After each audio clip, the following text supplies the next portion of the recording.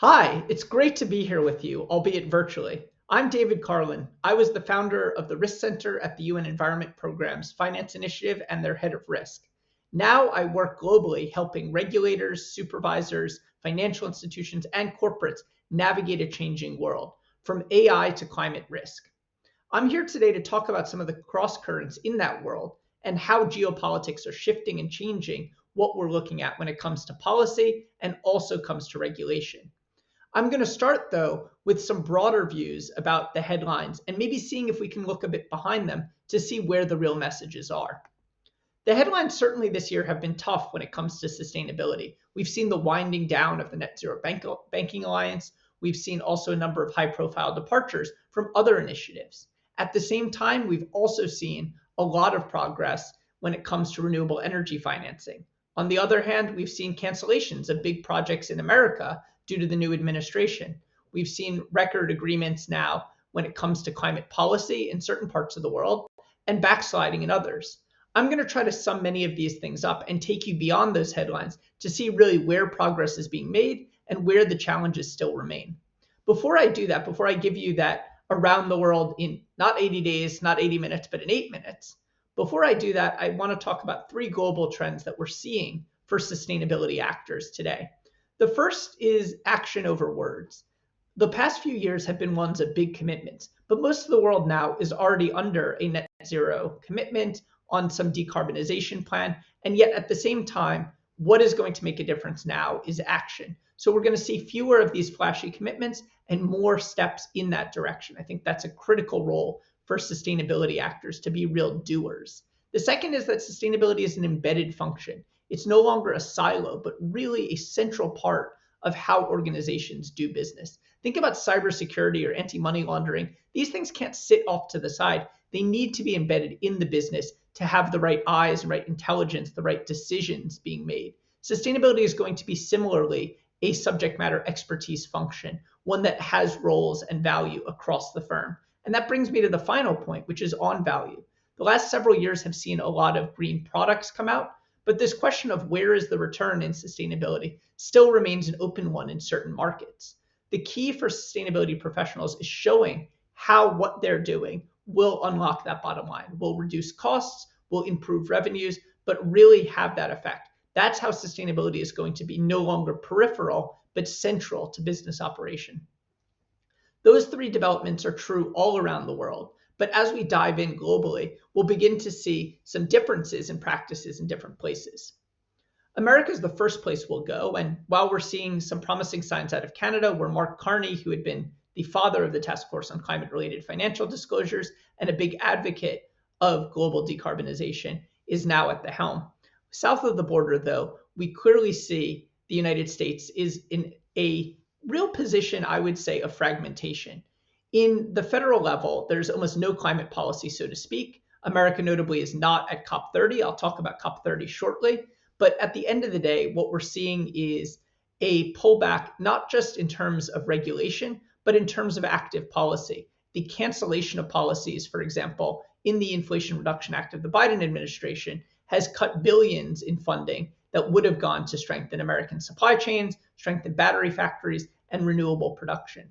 However, what we are beginning to see emerge is a real patchwork at the state level. Remember, California is the world's fifth largest economy.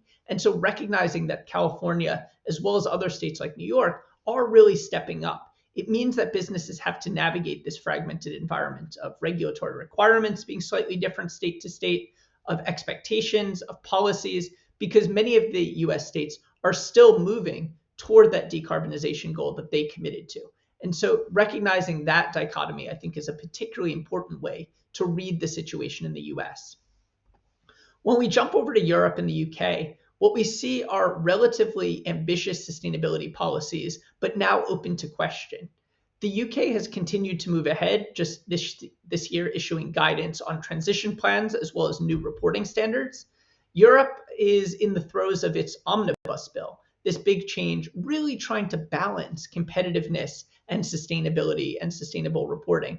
There's certainly a way to bring these two things together. And I think it's important to note that while some small companies may be exempted, the larger firms are still required to meet these standards in Europe, regardless of what the finalization looks like. They're still going to be in scope, and that finalization still will be quite ambitious. I believe that there is certainly a balance that can be struck between the ambition, the competitiveness, and sustainability reporting. Europe is working that out right now, with very likely in the next weeks the SFDR, the disclosure regulation around funds and reporting, also to be open for discussion. But we will see by 2026 the dust settle and those requirements come into place and the high standards continue there. That said, despite that kind of back and forward that we're seeing in Europe, I would say one place where we've seen decided progress is across Asia, going from the Middle East, where a number of nations have put forth their own requirements on climate reporting, on emissions reporting, to East Asia, where countries like Japan have put forth their first sustainability standards connected very closely to the international standards of the ISSB, the International Sustainability Standards Board. That's been a really positive sign of progress. And we're seeing more and more disclosures in these places. We're also seeing more green finance coming out of them. About 40% of global green finance is coming from China. So recognizing that Asia is stepping up when Europe is uncertain and when America has fragmented is one of the big takeaways of not only this year, but very likely next year as well. If we go on, what we can see though is in terms of overall sustainable finance action, we're still falling way short when it comes to the amount of capital we're mobilizing. We need to do a lot better if we're going to get ourselves on a financing path to 1.5 degrees. We're going to really need to move faster, and we're going to really need to bring in private capital and do that, especially in emerging markets. The hopeful sign is, according to the Climate Policy Initiative, growth rates of climate finance are over 20% since 2020. If we keep up those rates, we will be getting back closer to our goals. However, it will take time and it will take a lot of determination to keep those financial flows growing at the pace they have over the last years. This is about the renewables boom, it's about adaptation, and it's about getting finance to where it's most needed. When we zoom in a bit on renewables and look at some of the data from Bloomberg New Energy Finance, what we see is that despite the cutbacks in America, the overall momentum in other markets has driven this forward. Over 10% from Q1 2025, half 1 2025 to the first half of 2024. So you can really get a sense there that this growth is continuing, it remains durable, and it remains appreciable for elements such as offshore wind, small scale, but also utility scale solar, batteries, and electric vehicles. So these things are beginning to continue growing, even in spite of a more rough geopolitical climate. Now let's switch and move to COP30. This is a critical COP in Belém taking place right now, because what we're seeing in Belém is a question about 10 years on from Paris, where have we gotten to? How do we move faster? One of the big things that comes up every 5 years is the updating of nationally determined contributions. These are country climate commitments. These are the expectations that countries set in order to reduce their own emissions. We're looking for countries to submit those. Most of them were already supposed to have submitted them, but there's a large share of countries that still are waiting to submit targets. So just this week and in coming weeks, look for those targets to get a sense of where national ambition is. We're also going to need to really operationalize adaptation. The last few COPs have talked a lot about adaptation, have brought it into the spotlight. Now we really need to be moving finance and moving infrastructure deals to get this done. The world is already 1.5 degrees warmer. Adaptation is a now problem, not a future problem, and that means we need to take action today. On the scaling of climate finance, as I said, that critical work between public and private is continuing, but because of the commitment made last year at COP29, this 1.3 trillion mobilization for climate finance, we need to really see that delivered. We really need to see that grow and scale and continue to bring private capital into the marketplace. Importantly, one place where capital really is needed is the Loss and Damage Fund.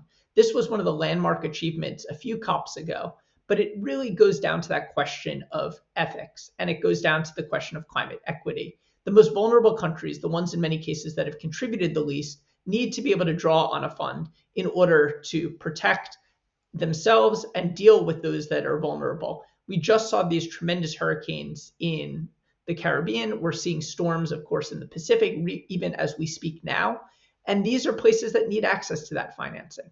Finally, as I said, this is a little bit of a stock take and a little bit of a retrospective on Paris. It's been a decade and a lot of progress has been made. For example, solar energy has grown 1,500% compared to how we would have expected it to grow back in 2015. We've seen emissions cut about 40% from the trajectory they were on, and yet at the same time, in absolute terms, they haven't really fallen. We need to not just level out that curve, which we have, but actually bring it down and bring it all the way down to zero. The path to that net zero really begins in Belém and really continues the work that's been done at Paris. So that's what I'm looking forward to. That's what I'm hoping to see out of the discussions in Brazil. I hope that you have a really fulfilling and wonderful set of discussions. I know you will, and I'm looking forward to continuing these dialogues with many of you in person as well as virtually. Thank you so much for the time today, and I wish you all the best. Thank you.